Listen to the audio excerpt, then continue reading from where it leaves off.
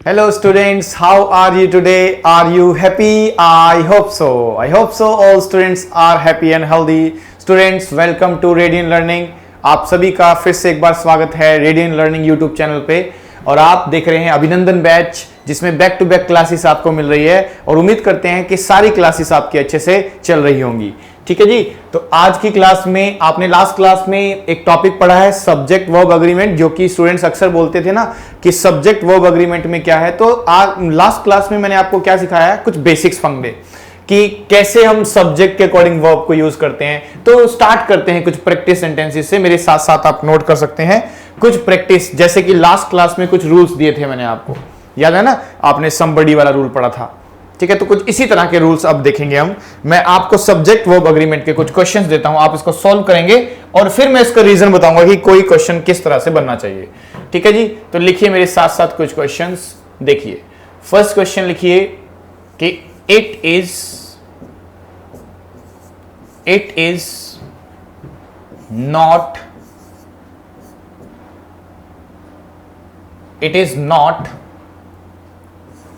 she who have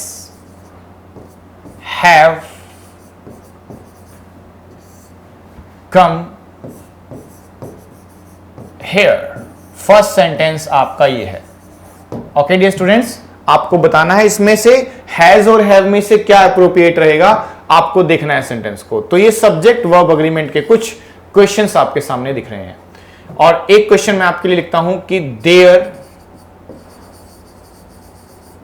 is are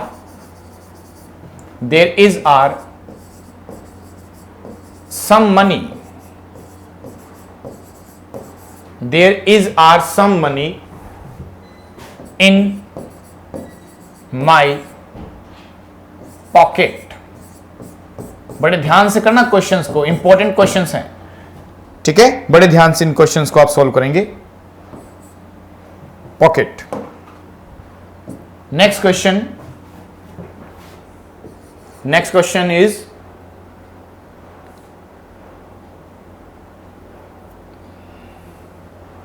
little love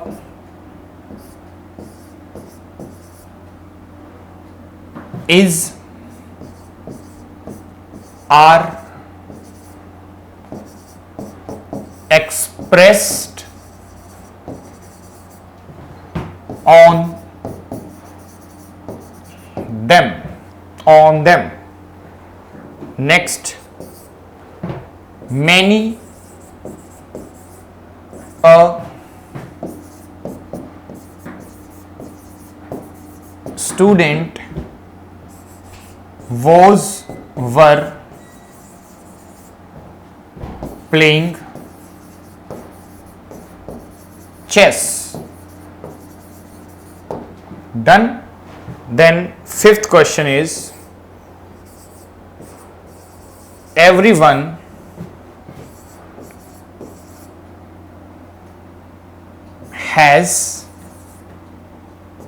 have completed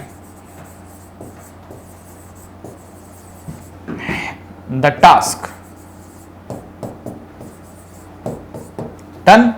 अब देखो, अब आपको बताना ये रहेगा कि इनमें से आप वर्ब को किस तरह से यूज करेंगे according to the nature of subject. जैसे कि आप जानते हैं कि कुछ बेसिक्स रूल आपको लास्ट क्लास में बताए गए थे और कुछ मैं आज की क्लास में आपको प्रैक्टिस भी करा रहा हूं, साथ साथ रूल्स भी पढ़ाऊंगा आपको। तो देखो जरा इसमें ध्यान से पढ़ के बताना है कि आप सब्जेक्ट और वर्ब किस तरह से इसमें चूज करोगे। तो यहां फर्स्ट क्वेश्चन है इट इज नॉट शी। तो ज्यादातर बच्चों को लगेगा सिर्फ इट इज नॉट हर होना चाहिए, ऐसा नहीं है। देखो ध्यान दो, इसमें ना इट क्या है, इट एक इंट्रोडक्टरी सब्जेक्ट है। ये सब्जेक्ट तो है पर इंट्रोडक्टरी सब्जेक्ट है। जो रियल सब्जेक्ट है वो कौन है इसके अंदर, शी है। यानी इट इंट्रोडक्टरी है और शी उसका रियल ओरिजिनल सब्जेक्ट है। और हमें लिखा मिल रहा है हु के हिसाब से हैज हैव डिसाइड मत करना, कभी भी हु के हिसाब से नहीं होता है, ठीक है। इसका ध्यान रखना। कि ऐसी कंडीशन में एक रूल काम करता है, क्योंकि मुझे रूल भी बताने हैं और प्रैक्टिस भी करानी है। तो देखो एक रूल काम करता है जो कि एग्जाम्स में अक्सर देखा जाता है कि कभी कभी एक सेंटेंस की शुरुआत ना इट से की जाती है और इट के बाद आता है बी का फॉर्म, बी का फॉर्म, और बी के फॉर्म के बाद आपके पास एक आता है subjective word, subjective word, subjective pronoun बोल सकते हैं इसको, ठीक है। ये लिखा मिलता है हमें, इट से स्टार्ट करते हैं। बी का मतलब इज़-एम-आर भी हो सकता है, वॉज वर भी हो सकता है, ये हम पहले जान चुके हैं, ठीक है। तो अब क्या है कि उसके बाद ना कभी कभी कोई रिलेटिव वर्ड लिखा मिलेगा, कभी कभी आपको विच लिखा मिलेगा, कभी कभी दैट लिखा मिलेगा, कभी हु यूज किया जाएगा, ठीक है। तो ये सब हु यूज करें, दैट यूज करें, व्हाट यूज करें, हुम यूज करें, WH फैमिली वाले वर्ड्स और दैट ये लिखे मिलते हैं हमें। तो ऐसे क्वेश्चनों में ध्यान रखना, एक तो ये रियल सब्जेक्ट होना चाहिए, ऑब्जेक्ट नहीं होना चाहिए, गलत माना जाता है। ऑब्जेक्ट लिखोगे तो सब्जेक्ट होता है, रियल सब्जेक्ट। और जो ये वर्ब है, यानी इसके बाद आपको ना एक वर्ब लिखनी पड़ती है। तो क्वेश्चन यह है कि वर्ब इनके हिसाब से लगेगी कि सब्जेक्ट के हिसाब से। तो ऐसी कंडीशन में वर्ब जो है हमेशा इस सब्जेक्ट के अकॉर्डिंग लगाई जाती है, इसके अकॉर्डिंग। वर्ब चाहे वो इज़-एम-आर है, चाहे वो वॉज वर है, हमेशा किसके अकॉर्डिंग लगाई जाएगी? वर्ब लगाई जाती है रियल सब्जेक्ट के हिसाब से। तो इसी रूल को ध्यान में रखते हुए देखो, इसी रूल को ध्यान में रखते हुए क्वेश्चन देखो, इट इज बी की फॉर्म हो गई और यहां पे मैंने सब्जेक्टिव वर्ड ले लिया है, सब्जेक्टिव वर्ड। अब क्योंकि सब्जेक्टिव वर्ड है तो अब आप देखो यहां रिलेटिव वर्ड क्या लिखा हुआ है? हु। और यहां दो ऑप्शन है, हैज हैव। तो ये हैज हैव किसको देख के लगाएंगे? शी। और शी को देख के लगाएंगे तो यहां पे क्या होगा? हैज। आंसर क्या होगा इसका? हैज होगा। हैज आंसर होगा इसका। फाइनली आंसर हो जाएगा it is not she who has come here. ठीक है, हु हैज कम हियर। तो ये हु एक रिलेटिव वर्ड होता है। व्हाट लिखो, हु लिखो, विच लिखो, दैट लिखो। तो इसके पहले वाला जो वर्ड है वो सब्जेक्ट बनता है रियल, और उसके हिसाब से आगे वाली वर्ब लिखी जाती है। तो शी के अकॉर्डिंग लिखा जाएगा हैज। ठीक है, यही चीज देखो मैंने यहां समझाई भी आपको। जैसे मुझे लिखना है इट इज मी। अगर मुझे सेंटेंस देना हो, it is me who am are is coming here, है ना। अब देखो जरा ध्यान से, अगर मैं बोलूं इसमें से एरर फाइंड करो कहां लिखा है, तो आप देखो सबसे पहली बात इट लिखा हुआ है ना, इट के बाद बी की फॉर्म लिखी हुई है। तो कभी भी ऑब्जेक्टिव वर्ड नहीं लिखना है यहां पे। पढ़ने में अच्छा लगता है इट इज मी, पर होता क्या है? It is I. Grammatically it is I ठीक है, लेकिन पढ़ने में जो अच्छा लगेगा वो इट इज मी होगा। हमें सब्जेक्टिव वर्ड लेना होता है, तो यहां मी की जगह पे क्या लिखना पड़ता है आपको? आई। पहली चीज तो ये है। अब क्योंकि देखो रिलेटिव वर्ड क्या लिखा है? हु, तो आपको जो आगे की वर्ब लगानी है वो आई के अकॉर्डिंग लगानी पड़ेगी, और आई के अकॉर्डिंग हमेशा क्या लिखा जाता है? एम। तो इसका आंसर होगा it is I who am coming here. ना आर आएगा ना इज आएगा। ज्यादा पढ़ने में इज अच्छा लगेगा आपको, हु इज कमिंग, लेकिन हु किसके अकॉर्डिंग? आई के अकॉर्डिंग एम लगाया जाएगा। तो यही रूल है देखो, इट बी सब्जेक्टिव और कोई रिलेटिव वर्ड है और वर्ब लिखी जाएगी तो हमेशा इस वाले सब्जेक्ट के अकॉर्डिंग। तो देख लीजिए, यही रूल मैंने आपको सिखाया। रूल भी पढ़ना है साथ साथ और क्वेश्चन भी सॉल्व करना है। रूल के साथ साथ क्वेश्चन सॉल्व करना है, तभी हम प्रैक्टिस कर पाते हैं। ठीक है जी। प्रैक्टिस का बेनिफिट कब है? अगर प्रैक्टिस का बेनिफिट हमेशा होता है, प्रैक्टिस का बेनिफिट तब मिलता है बच्चों जब हम साथ साथ क्वेश्चन भी सॉल्व कर रहे हैं, उनके रूल्स को भी समझ रहे हैं साथ साथ। एकदम रूल पढ़ोगे तो प्रॉब्लम आएगी। क्वेश्चन सॉल्व करो, जहां फंसते हो उसका रूल देखो कहां पे फंस रहे हो आप। ठीक है, इसलिए ध्यान रखना, प्रैक्टिस हमेशा अच्छे से करनी है आप लोगों को। देखो आप में से बहुत सारे बच्चे कोचिंग ले रहे हैं, आप जानते हो, लेकिन आप सब जानते हो कि सारे बच्चों का एग्जाम क्रैक नहीं हो सकता। ठीक है, तो क्रैक किस बच्चे का एग्जाम होता है? ध्यान रखना, एग्जाम उन बच्चों का क्रैक होता है जो ये मान के बैठ रहे हैं कि हम एग्जाम क्रैक कर सकते हैं। ये ध्यान रखना, आपको बिलीफ सिस्टम लिखना है। पहले खुद पर बिलीव करना है कि हम एग्जाम क्रैक कर सकते हैं। अगर आप ऐसा सोचोगे तो ही आपका एग्जाम क्रैक होगा। अगर आप सोचोगे हमारा तो एग्जाम क्रैक होगा ही नहीं, हम तो टाइम पास कर रहे हैं, ऐसा नहीं होना चाहिए। आपको अपने ऊपर बिलीव रखना है, आपको लगना चाहिए कि आप एग्जाम क्रैक कर सकते हो, तभी आप मेहनत करते हो। ठीक है। तो आगे से ध्यान रखना, आपको ये हमेशा विश्वास रखना है कि आप एग्जाम क्रैक कर सकते हो। सबका एग्जाम नहीं होता क्रैक, लेकिन एग्जाम उसी का क्रैक होगा जिसकी नीयत अच्छी होगी, जो डेडिकेटली मेहनत करेगा और हर एक क्लास को इंपॉर्टेंट से लेगा। इंपॉर्टेंस देनी हर क्लास को, ठीक है। कोई भी काम करो शिद्दत से करना चाहिए, ठीक है। अब मैं पढ़ा रहा हूं तो पूरी शिद्दत से पढ़ा रहा हूं, आप लोग पढ़ो तो पूरी शिद्दत से पढ़ो। जब हम कोई काम पूरी डेडिकेटली करते हैं तब अच्छा रिजल्ट आता है, ठीक है। हमने बहुत सारी चीजें मजबूरी में की है, ठीक है। बहुत सारी चीजें हम पढ़ाई भी मजबूरी में कर लेते हैं, कभी कभी बहुत सारी ऐसी एक्टिविटी होती है जब हम मजबूरी में ही करते रहते हैं, लेकिन मजबूरी में नहीं, पढ़ाई कभी मजबूरी में नहीं करनी है। पढ़ाई करनी है मोहब्बत से, मजे से पढ़ाई करनी है। अगर जिस दिन पढ़ाई से मोहब्बत हो जाएगी ना तुम्हें, उस दिन पढ़ने में ज्यादा मजा आएगा और उस दिन तुम्हें ना तो बोरिंग फील होगा ना ही टाइम पास करोगे। आप अपने एग्जाम को एक दिन क्रैक कर लोगे जिस दिन पढ़ाई से तुम्हें मोहब्बत हो जाएगी। अगर मुझे अपने काम से मोहब्बत है तभी मैं पढ़ा पा रहा हूं आपको, अगर मोहब्बत नहीं होती तो मैं डेफिनेटली नहीं पढ़ा पाता। ऑफलाइन 8-10 घंटे पढ़ाने के बाद ऑनलाइन पढ़ाना बड़ा टफ काम है, कहां से कहां मूव करना पड़ता है, बहुत टफ है, हेल्थ इश्यूज भी हो जाते हैं। लेकिन फिर भी अपने काम से मोहब्बत है तो मैं पढ़ा पा रहा हूं। आपको भी ऐसा बनना है, अपने काम से मोहब्बत करो, अपनी पढ़ाई से मोहब्बत करो, किसी और से नहीं, पढ़ाई से मोहब्बत करनी है, ठीक है। ध्यान से, तो कुछ क्लासेस में आप मेहनत करोगे तो डेफिनेटली रिजल्ट दिखेगा। क्वेश्चन नेक्स्ट देखो, there is are some money in my pocket. तो there is are some money in my pocket लिखा है ना। तो अब देखो इसमें क्या है, इसमें दो बातें हैं।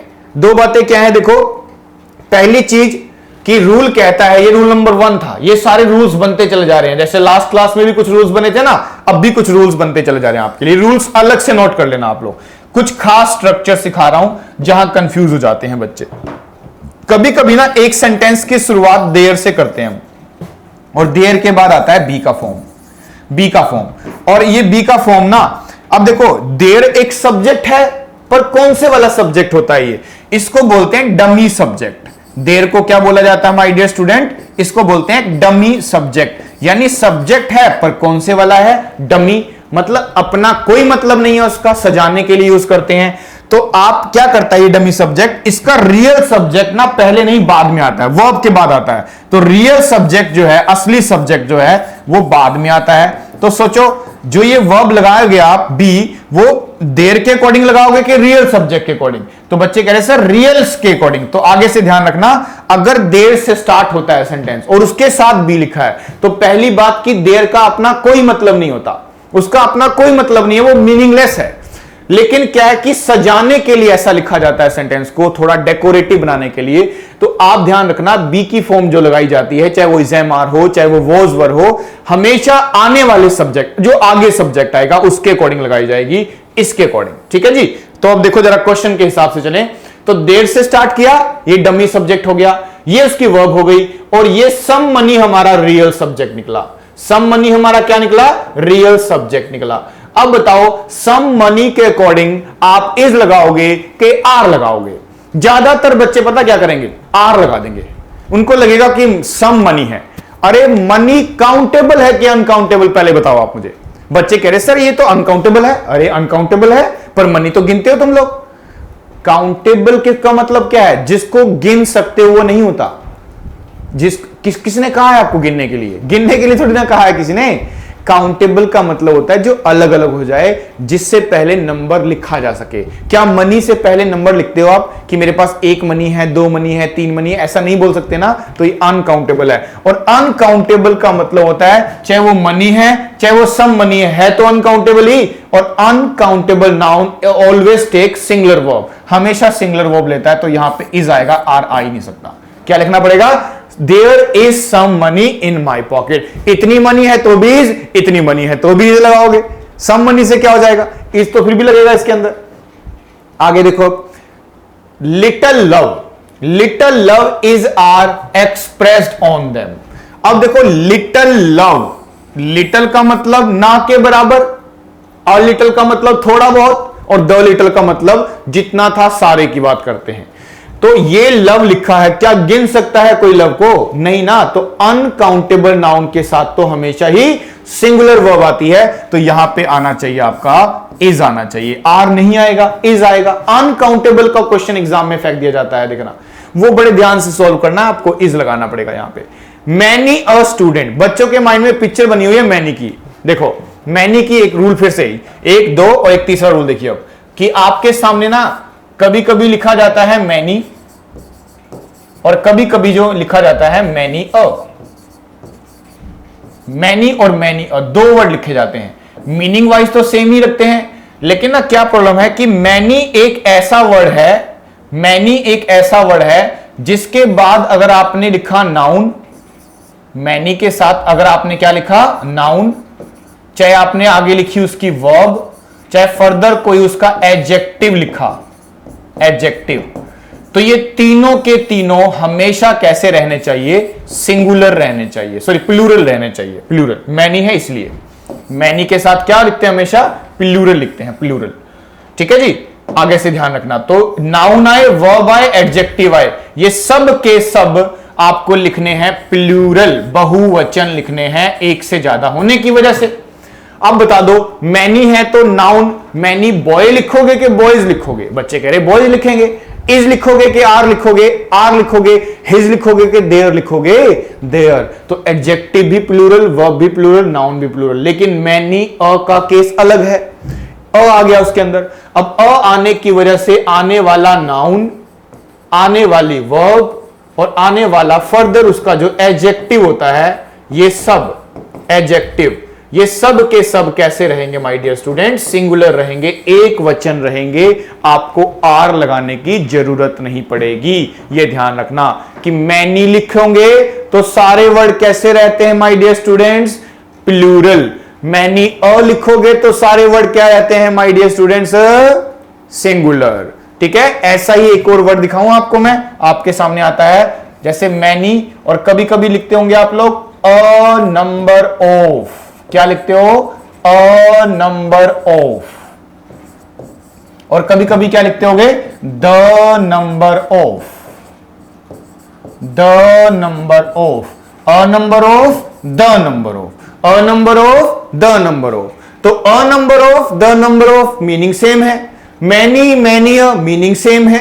जब ज्यादा की बात करनी है, किसकी, ज्यादा की बात, जब जब ज्यादा की बात करनी है इनको लगाओ, कोई दिक्कत नहीं है। पर नेचर दोनों का अलग अलग है। क्या अलग अलग नेचर है कि अ नंबर ऑफ कहता है मेरे बाद नाउन वर्ब एडजेक्टिव प्लूरल दिखाओ, मैनी कहता है मेरे बाद नाउन वर्ब एडजेक्टिव प्लूरल दिखाओ। लेकिन अ नंबर ऑफ की जगह अगर आ जाए द नंबर ऑफ या मैनी अ, ये दोनों कहते हैं हमारे साथ नाउन वर्ब एडजेक्टिव प्लूरल नहीं होती, सिंगुलर होती है। गलती से भी प्लूरल मत कर देना, गलत हो जाता है क्वेश्चन। ठीक है जी, ध्यान दो। अब देखो ध्यान से क्या लिखा है, मैनी अ, मैनी अ। अब बताओ ये सिंगुलर है कि प्लूरल है, बच्चे कह रहे अब ये सिंगुलर है, तभी तो हमने क्या लिखा है यहां पे स्टूडेंट, और तभी तो हम क्या लिखेंगे वॉज, वर्ब नहीं आएगा। मैनी की गलती मत रहना, मैनी अ लिखा हुआ है, स्टूडेंट के साथ वॉज आएगा यहां पे। अब देखो लिखा है everyone has have completed the task, तो यहां पे एवरीवन लिखा हुआ है बच्चों, एवरीवन। तो याद करो बडी वाले वर्ड्स और वन वाले words, everybody, nobody, somebody, anybody, someone, no one, anyone, ये वन वाले वर्ड्स, ये सब के सब क्या रहते थे, सिंगुलर। प्लूरल नहीं लगाना, सिंगुलर, और सिंगुलर है तो क्या आएगा, हैज आएगा, इसमें है मत लगा देना। ठीक है ना, इस तरह से बनाना है आपको क्वेश्चन। क्लियर हो गया? तो ये देखो ना सब्जेक्ट वर्ब एग्रीमेंट, यानी किस तरह के टिपिकल सब्जेक्ट आ रहे हैं और उसके अकॉर्डिंग हम क्या लगाते चले जा रहे हैं अपनी वर्ब। इसी सिस्टम को बोलते हैं सब्जेक्ट वर्ब एग्रीमेंट। ठीक है जी, 5 क्वेश्चन की प्रैक्टिस हो गई और कुछ हमें रूल्स भी मिले। ठीक है जी, ओके, अब आगे बढ़े, अब फिर से प्रैक्टिस करते हैं। ऐसे नए नए रूल्स मिलेंगे, जिसने नहीं नोट किया वो कर लेना। नंबर 1, नंबर 2, 2 रूल मैंने लास्ट क्लास में कराए थे आई थिंक सो, देख लेना आप। और एक यहां पे हो गया, फिर 2 नंबर 3 नंबर यहां पे हो गया, जिसमें ये वर्ड्स आपके सामने आए। अब हम नेक्स्ट करते हैं, नेक्स्ट प्रैक्टिस करते हैं, फिर उसके बाद फिर से रूल्स लिखेंगे जो हमें नहीं समझ में आएंगे। चलिए लिखिए मेरे साथ साथ क्वेश्चन, लिखिए few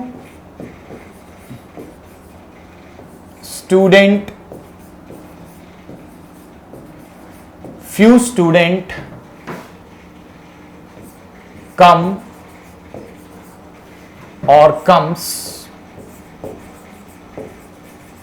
to take my class। ठीक है जी, नंबर 2 नंबर क्वेश्चन देखो,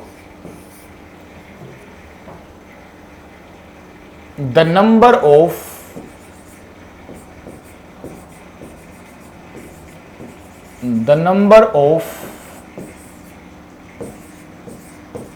boy is are watching the show.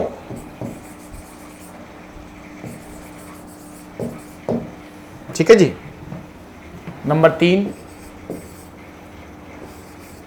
either of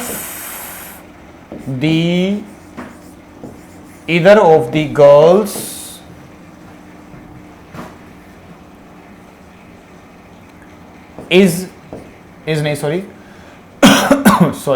were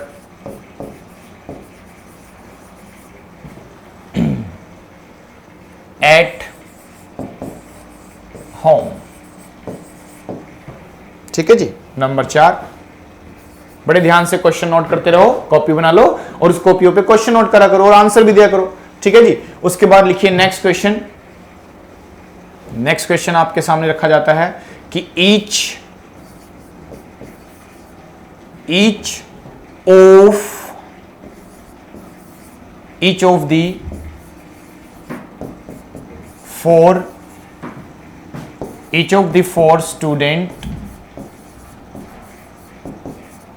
of the four students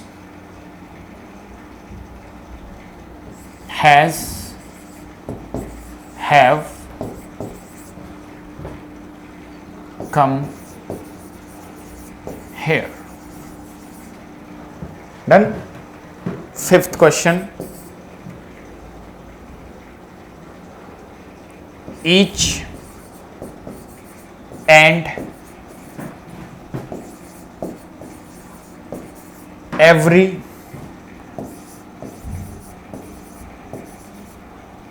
salesman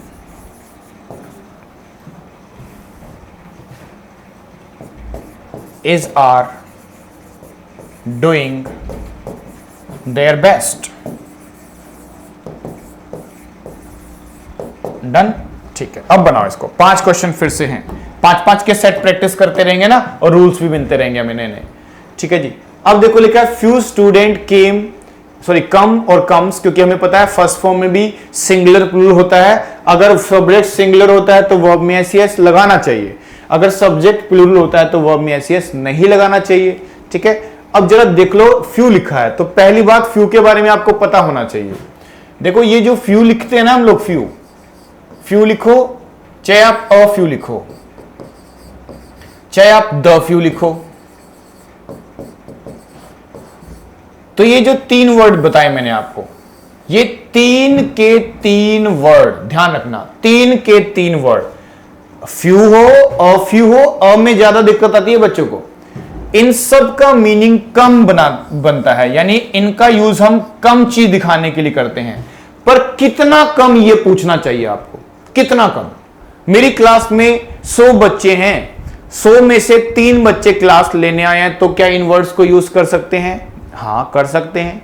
2 में यूज कर सकते हैं, कर सकते हैं। क्या 1 में यूज कर सकते हो आप? नहीं कर सकते, क्योंकि इन सब का मतलब होता है कम तो है पर 1 से ज्यादा है, 1 प्लस है ना।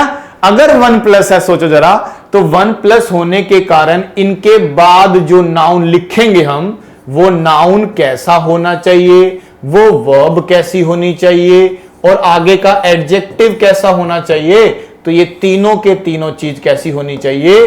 प्लूरल, क्योंकि 1 प्लस होने के कारण हमें प्लूरल बनाना पड़ेगा, प्लूरल। ठीक है ना, इनके साथ, तीनों के साथ। अब जरा देखो यहां पे क्वेश्चन को देखो ध्यान से, क्या लिखा है? फ्यू की बात हो गई। अब यहां लिखा है स्टूडेंट, तो भाई जब फ्यू है तो 1 से तो ज्यादा स्टूडेंट है ना, तो स्टूडेंट थोड़ी ना होना चाहिए, स्टूडेंट्स होना चाहिए। पहली बात तो 1 से ज्यादा है। अब चूंकि सिंगुलर नहीं प्लूरल सब्जेक्ट है और प्लूरल में वर्ब में एस नहीं लगता, तो कम्स नहीं आना चाहिए, कम आना चाहिए, कम आना चाहिए माय डियर स्टूडेंट। ठीक है जी। आगे देखो, द नंबर ऑफ बॉयज होता है क्या? अब अ नंबर ऑफ सिंगुलर होता है कि प्लूरल? द नंबर ऑफ क्या होता है? द नंबर ऑफ होता है आपका सिंगुलर वर्ड, और अगर सिंगुलर है तो इसमें एस नहीं लगाना चाहिए, और ये सिंगुलर है तो आपको लगाना चाहिए यहां पे इज। आर लगाएंगे तो गलत माना जाएगा, आर नहीं इज आना चाहिए माय डियर स्टूडेंट्स। ठीक है जी, आगे देखो। इधर ऑफ द गर्ल्स, दोनों लड़कियों में से, क्योंकि इधर का मतलब दो की बात करना होता है, दोनों में से, गर्ल्स में से चूज कर रहे हैं, पर इधर का मतलब क्या होता है? दो तो हैं पर दोनों में से किसी एक की बात करता है। ये एक होने की वजह से क्या लगाना पड़ेगा आपको? वोज, क्योंकि इधर का मतलब होता है सिंगुलर, दो में से कोई एक, और एक है तो आपको वोज लगाना चाहिए। ईच ऑफ द 4 स्टूडेंट्स, अब देखो 4 स्टूडेंट्स में से बात तो सिर्फ ईच की कर रहे हो।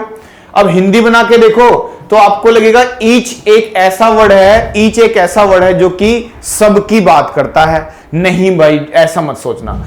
ईच का मतलब और एवरी का मतलब, ईच और एवरी ये दोनों का मतलब होता है इंग्लिश में 1 by 1, एक एक करके प्रत्येक मीनिंग बनता है इसका, प्रत्येक, एक प्रत्येक। और क्योंकि ये प्रत्येक मीनिंग आते हैं तो दोनों भी आ जाएंगे, तब भी क्या रहेंगे? हमेशा सिंगुलर रहेंगे। इनके साथ तो प्लूरल वर्ब लेते ही नहीं है, सिंगुलर ही मानना पड़ता है इनको आपको। तो ध्यान से दो, क्या लिखा है? ईच ऑफ द 4 स्टूडेंट्स, तो हैव होगा कि हैज होगा? हैज होगा, क्योंकि सिंगुलर है। और यहां पे लिखा है ईच एंड एवरी सेल्समैन, तो ईच और एवरी दोनों एक साथ भी आ जाएंगे ना, तब भी सिंगुलर रहेगा। तो यहां पे क्या लगाना पड़ेगा? ईच और एवरी हमेशा ध्यान रखना सिंगुलर माने जाते हैं, इनको प्लूरल मानने की गलती आप मत करना, नहीं तो क्वेश्चन गलत हो सकता है आपका। ठीक है ना? अब देखो ध्यान से, तो कैसे कैसे रूल बने इस बार हमारे, कि फ्यू के बारे में जाना हमने। फ्यू कैसा हुआ हमारे लिए बच्चों? मेरे साथ साथ बोलो। फ्यू से कौन कौन से वर्ड बनते हैं? Few, a few, the few. कैसे होते हैं बताना? बच्चे कह रहे सर ये तो होते हैं प्लूरल। क्यों होते हैं प्लूरल? एक से ज्यादा इनका मतलब होता है, इसीलिए। कम है पर एक से ज्यादा है। फिर उसके बाद द नंबर ऑफ और अ नंबर ऑफ में क्या फर्क है?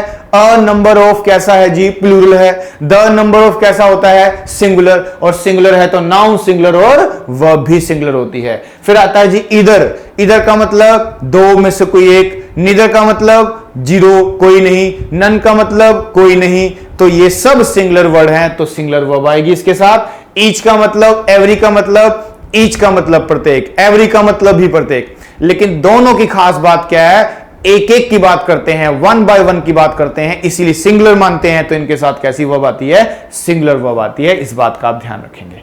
ठीक है ना? आ रहा है समझ में ना, कि ये देखो किस तरह से सब्जेक्ट वर्ब अग्रीमेंट के रूल बन रहे हैं आपके सामने, कैसे कैसे आप सब्जेक्ट देख पा रहे हो। ये सारे सब्जेक्ट आपको ध्यान देने हैं। क्लियर हो गया ना? इस बात को ध्यान दे। आगे चलो, नेक्स्ट पढ़ते हैं। अब देखो next,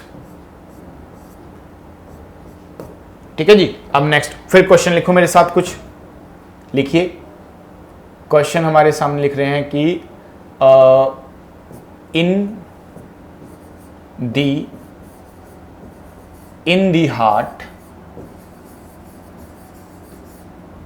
heart of a forest, ठीक है, dash live or lives a saint,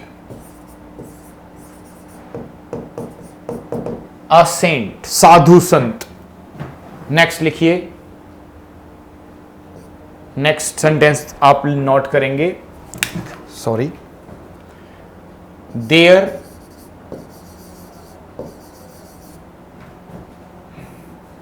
were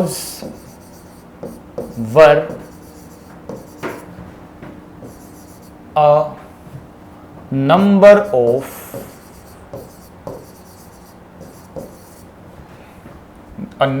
of girls in this college। ठीक है जी, आगे लिखिए। नेक्स्ट आपके सामने रख रहे हैं हम, much of love have been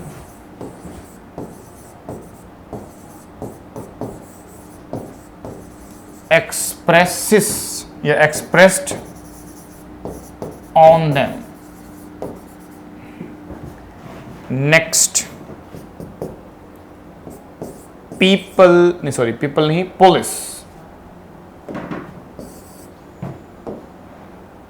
police. The police is our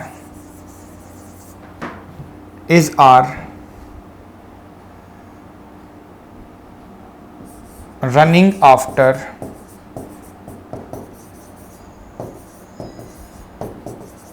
the thieves. ठीक है जी। अब देखो, अब फिर से ट्राई करते हैं इन क्वेश्चंस को सॉल्व करने की कोशिश करें कि किस तरह से सॉल्व करने वाले हैं आप लोग। हाँ, क्वेश्चन नंबर 1 लिखा है, in the heart of a forest dash lives a saint. अब देखो, जनरली हम देखते हैं कि ना हमारी वर्ब जो है उससे पहले सब्जेक्ट होता है ना, उससे पहले सब्जेक्ट होता है। लेकिन कभी कभी ध्यान रखना कि हमारा जो सब्जेक्ट है वर्ब से पहले नहीं होता, वर्ब के बाद भी हो सकता है।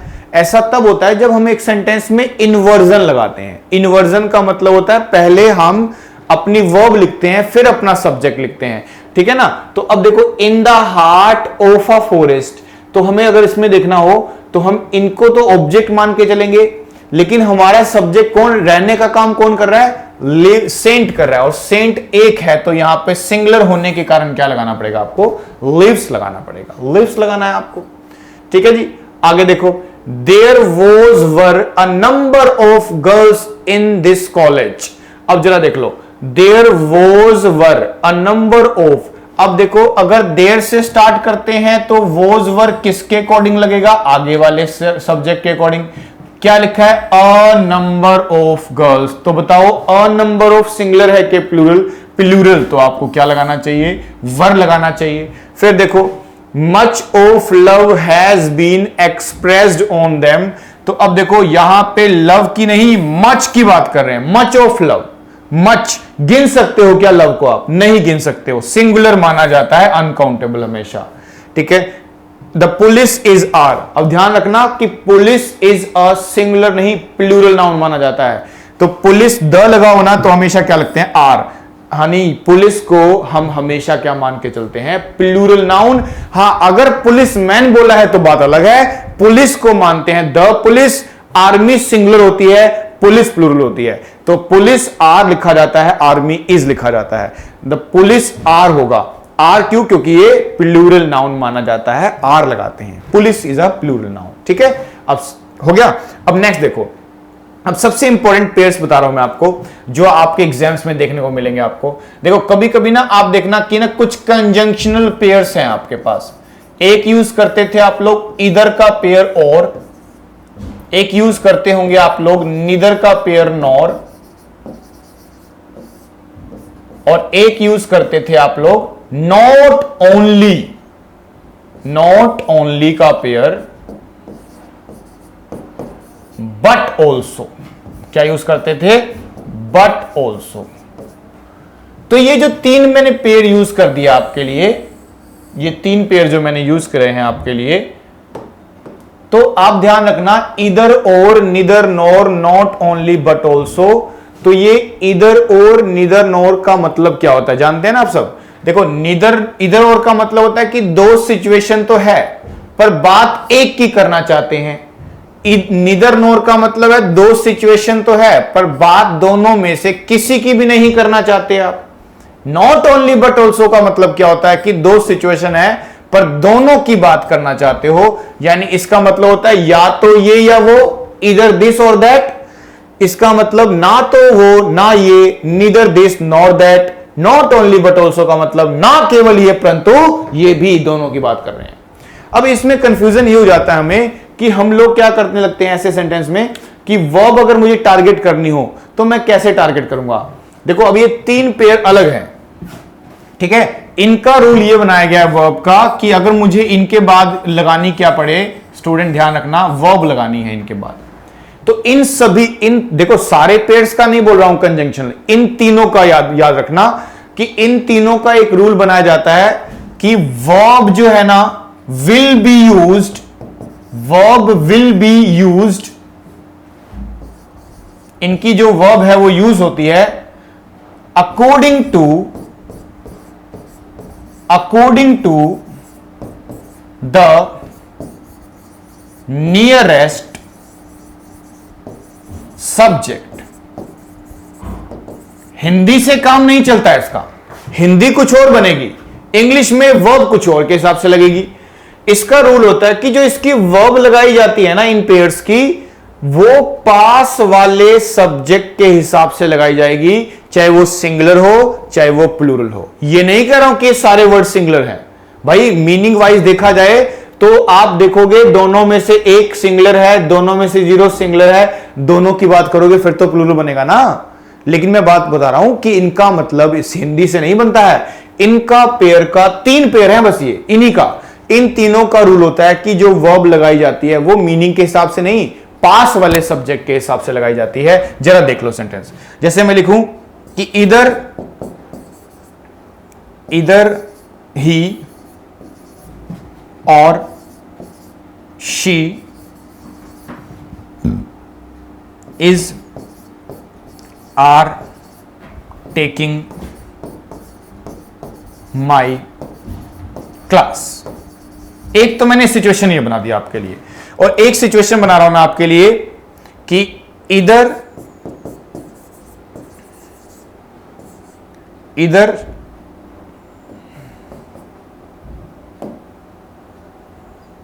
ही और we is are taking the class. ठीक है जी, एक और बनाए, एक ऊपर बनाते हैं, इधर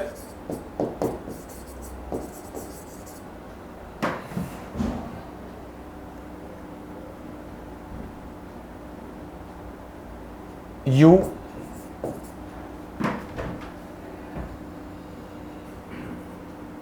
और I is are taking the class. ठीक है ना, ये आपको समझा देंगे, ये तीनों सेंटेंस सफिशिएंट रहेंगे समझाने के लिए रूल के बारे में। देखो जरा ध्यान से पढ़ो, इसमें हिंदी से कोई मतलब नहीं, हमें इन तीनों पेयर्स में हिंदी से कोई मतलब नहीं है। मतलब बात इसका रहेगा हमारा कि बस आपको पास वाला सब्जेक्ट देखना है। हमारी वर्ब लिखी है इज आर और यहां पे इज आर और साथ में एक एम भी लिखते हैं, am be is am are. ठीक है ना, अब देखो इसमें देखा जाए ना तो मैं ही और शी में से किसी एक की बात कर रहा हूं, लेकिन मैं ये कैसे डिसाइड करूं ही की हो रही है कि शी की हो रही है? तो इसका जो असली सब्जेक्ट बनेगा ना, वर्ब के पास वाला बनेगा, तो शी के अकॉर्डिंग चलना पड़ेगा आपको। शी के अकॉर्डिंग इज आएगा, एम नहीं आएगा, आर नहीं आएगा। अब देखो यहां पे ही और वी लिखा हुआ है, तो यहां पे पास में कौन लिखला? वी। अब ही की कोई वैल्यू नहीं है, वी की वैल्यू है, वी के अकॉर्डिंग क्या आएगा? आर आएगा, पास वाले सब्जेक्ट के अकॉर्डिंग। वहां लिखा था इधर यू और आई। अब देखा जाए, अगर मैं देखूं इस बात को, तो मुझे चाहिए यहां पे यू के हिसाब से आर लगा देता हूं मैं, नहीं ना, लेकिन मुझे तो पास वाला सब्जेक्ट देखना है, तो पास आई है और आई के अकॉर्डिंग मुझे क्या लगाना पड़ेगा? एम लगाना पड़ेगा। ये खास बात है, इनके साथ हिंदी का कोई रूल नहीं बनता, ध्यान रखना, इनके साथ हिंदी का रूल नहीं बनता है। इनके साथ रूल बनेगा तो सिर्फ किसका बनता है? इनके साथ रूल बनता है पास वाले सब्जेक्ट का। ठीक है, जैसे देखो नॉट ओनली बट ऑल्सो का मतलब क्या होता है? ना केवल ये परंतु वो भी, तो आप दोनों की बात करते हो। लेकिन अगर मान लो मैंने एक और पेयर यूज कर लू यहां पे कि both Rahul and Raman is are coming. ठीक है, ये और एक मैं ऑप्शन दे दूं आपको कि यहां पे राहुल भी लिखा हुआ है आपके सामने और रमन भी लिखा हुआ है। अब मैं बोथ और यहां पे पेयर यूज किया मैंने। मैं अगर चाहूं तो मैं यहां लिख दूं नॉट ओनली, सोचो मैंने नॉट ओनली लिख दिया यहां पे और यहां लिख दिया but also, but also, not only but also. तो क्या मैं इज आर में से कोई फर्क आएगा? बिल्कुल आएगा भाई, बिल्कुल आ जाएगा। मीनिंग सेम है, दोनों का मीनिंग क्या है? ना केवल ये परंतु वो भी आ रहा है, ना केवल राहुल परंतु रमन भी आ रहा है, और इसमें दोनों आ रहे हैं, दोनों राहुल और रमन आ रहे हैं। बात तो एक ही है, दोनों की बात कर रहे हैं ना, लेकिन बोथ एंड इन पेयर्स का पार्ट नहीं है, वहां मीनिंग से काम चलेगा। बोथ का मतलब दो है तो आर लगाना पड़ेगा आपको, लेकिन इनका तो उन्हीं से मतलब है ना, तो अगर उनसे मतलब है तो आपको पास वाला देखना पड़ेगा। तो नॉट ओनली बट ऑल्सो में आप रमन के अकॉर्डिंग क्या लगाओगे? इज लगाओगे, आर लगाओगे तो गलत हो जाएगा, ये बता रहा था, ठीक है ना। तो आप ध्यान रखना, इन तीन पेयर्स का रूल होता है ओनली कि हम पास वाले वर्ब को, बाकी बोथ लगाया तो मीनिंग के हिसाब से आर आएगा, ठीक है जी। तो आज देखो काफी चीजें हमने पढ़ लिया है, आप काफी डिस्कस किया, आपसे मैंने क्वेश्चन की प्रैक्टिस भी करवाई है और साथ साथ नए नए रूल्स भी दिए हैं। इतना सफिशिएंट है आपके लिए आज की क्लास में, और फिर मिलते हैं नेक्स्ट क्लास में। Till then goodbye. Practice करते रहिए और अपने ऊपर विश्वास करना शुरू कीजिए कि इस बार आप एग्जाम क्रैक कर सकते हैं और आप एग्जाम क्रैक करेंगे। फिर मिलते हैं नई उम्मीदों के साथ नई वीडियो में। Till then good bye.